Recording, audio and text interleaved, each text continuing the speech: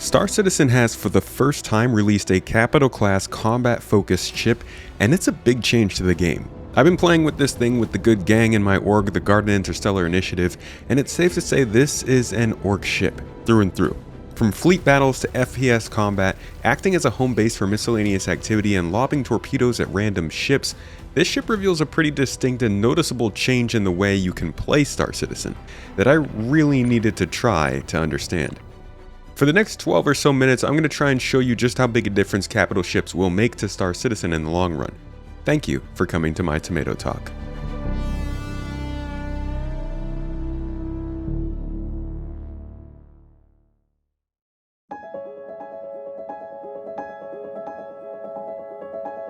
The first and most obvious thing you're thinking when considering a Corvette-class capital ship with more than 24 massive torpedoes and a point defense turret system is combat. And I can confirm this thing does combat. It actually spreads its combat prowess out, with manned guns throughout the ship, torpedo controls in the underbelly, the pilot, the shields, and captain in the bridge, and engineering down below. Your crew will be properly spread out during the battle. For this reason, things like VoIP, role assignments, and player permissions will be necessary for the game sooner rather than later. This also brings with it a different focus on the ship from something like a Corsair or even a Hammerhead. In those ships, you're a mere 5 to 10 second run from one position to the next. Most of your power and logistics are pretty centralized outside of the odd component placement or two. I would argue it still feels like a unified structured offensive or defensive, similar in ways to a boat in Sea of Thieves, an APC in Helldivers, or a multi-seat vehicle in GTA.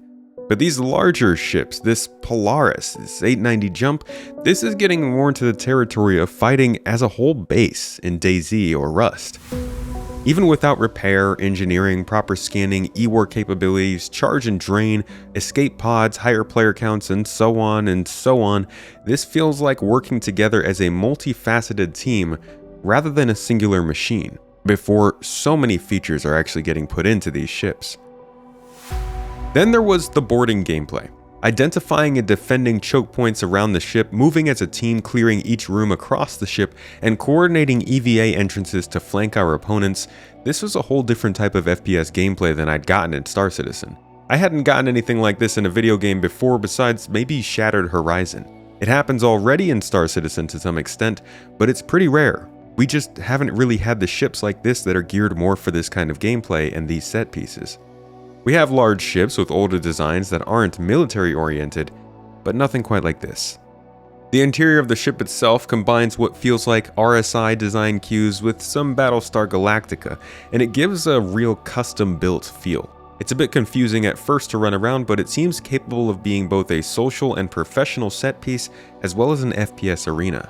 And then, oh my gosh, just playing as a snub fighter coming out of this ship during the beginning of the battle, fighting alongside it and having that sort of bubble of protection in which I know I can continue to dogfight in ease, and then returning into the ship during or after the battle as my ship gets damaged and I need to go out in something else.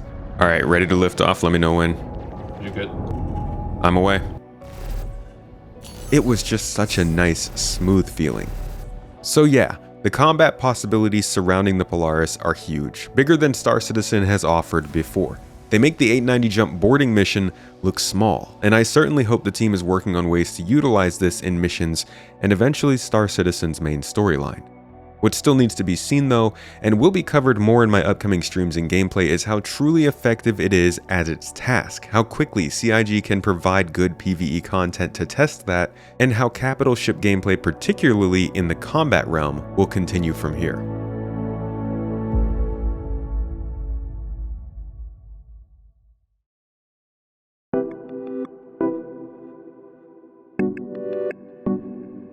I said earlier that using a ship like this feels like running a base in DayZ or Rust. It's not exactly the same, no zombies or naked people running at you, but it continues to push a feeling that to me started with persistent hangars, a permanent space. We went over this in my first preview of the Polaris earlier this year, but actually experiencing it is a bit different. We're still dealing with hangar problems in Star Citizen, so they aren't all good times, but they have finally offered players some level of privacy, control, and belonging. Capital ships feel the same. With hangars, they offer an easy way to leave and return when you need to. Medical facilities offer an option to respawn in between those ship flights if you die out in the field. They also offer healing services when needed. Internal inventories mean all the things you need can stay right there on the ship for when you need them. An armory for the more combat-focused supply and replenishment as well. A cargo bay means larger finds, loot for multiple expeditions, and needed supplies are there with you from the beginning.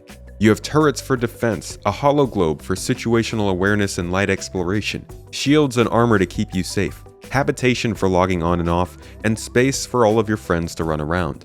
The only thing you can't really do here is gain resources. And you could always host a team of miners or salvagers and possibly even a related ship to handle that when needed. I've heard that the Vulture actually fits in that hangar bay. You could make this your central storage for that long-distance pyro salvage mission.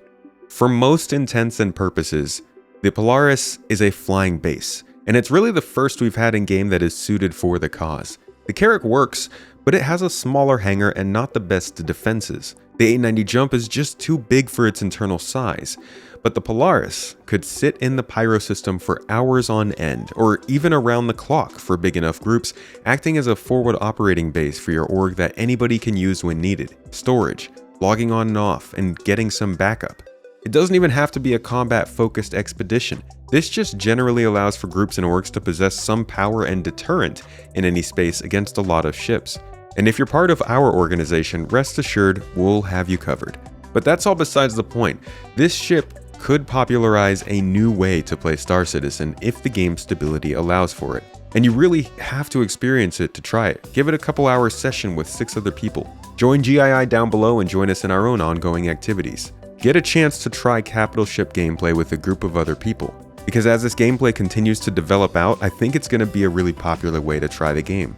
We will, again, need to see how much mission and sandbox content CIG can provide to make this truly viable and a useful advancement in the game, but there is no doubt this could be a remarkable change to how the game is played for many players.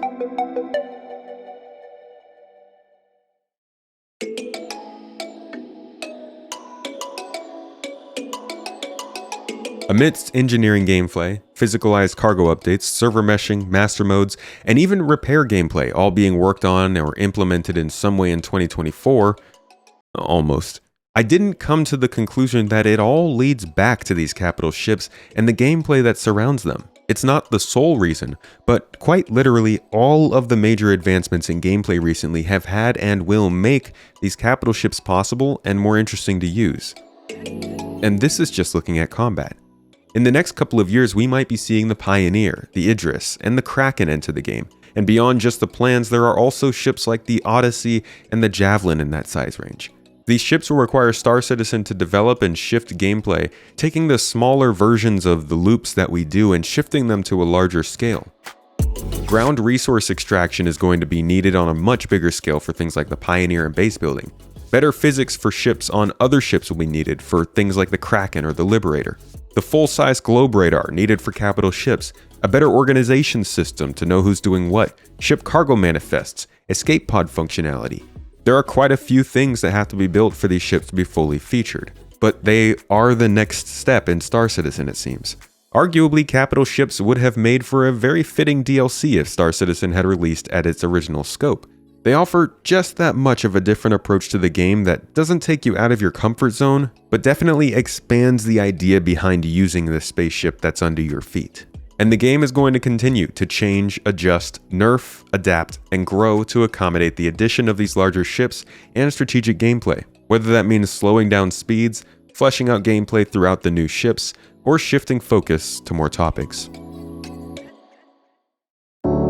And this isn't just about capital ships. Large ships like the Star Lancer, 600i, Constellation Corsair, or other 3 to 6 person ships will find their gameplay changing as well. Solo and single seat ships will be largely playing the same as they always have, outside of some cargo considerations and repair options. But ships with medium and up interiors will need to pay more attention to how their ship is doing. Damage, wear and tear, low fuel, low oxygen, low power, what components you're running, and why. The game for many players will be shifting more towards a sense of belonging, ownership, and responsibility. Your character, your items, your ship, and your progression are all meant to start mattering more very soon. From reputation to server meshing to the economy to engineering and wear and tear, even to the recent 4.0 patch watch, which emphasized to us that, again, they will be trying to wipe the game much less after the 4.0 update. This game is clearly becoming more long-term focused, and a bit more like a game. And in my opinion, capital ships are just another pretty big sign of that. Thank you for watching this video. I didn't think I'd be this excited about capital ships, specifically the Polaris coming into the game, but it makes sense. They do require a lot of new features. And features are generally what I focus on here on this channel. I'll cover ships occasionally, but I like to try and give you all the news, historical context, and deep coverage of the development and progression of Star Citizen, Squadron 42, and the occasional space or sci-fi game that catches my interest. If you'd like to keep up with that, you can subscribe here, but you can also check out my second channel, which goes even deeper into these topics with deep dives, long-form speculation, more in-depth coverage, and my podcast is hosted over there. One of my more recent episodes was with Morphologists, where we went in depth on the similarities between Star Citizen and Star Wars Galaxies. I'll link that down below. You can also find my gameplay over at Space Tomato Plays with first impressions of new ships, summaries of my streams, and some narrative cinematics. Or even you could check out some of our org gameplay over there. Thanks again for watching this all the way through though. I hope you learned something new, and I'll catch you in the next.